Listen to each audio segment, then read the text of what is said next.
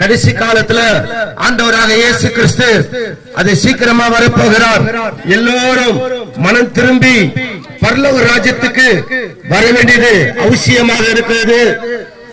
இன்னைக்கு மனிதர்கள் இன்னைக்கு உலகத்துல எதையோ சேர்த்து வைத்துக் கொண்டிருக்காங்க. எல்லாருக்கும் ஒரு ஆதாயம் இருக்கிறது.